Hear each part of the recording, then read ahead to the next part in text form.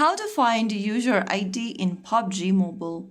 Hi everyone, welcome back to another video from Gameplay Classic.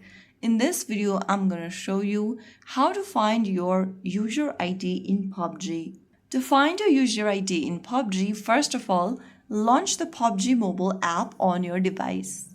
Once you are done opening up the game, from your home screen, go ahead and click on your profile icon at the top left corner. Once you're inside this profile section, you need to find the UID section at the top of the screen.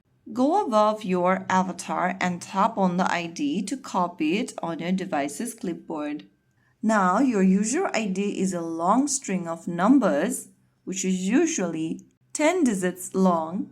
You can use this user ID whenever needed for support or adding friends, etc.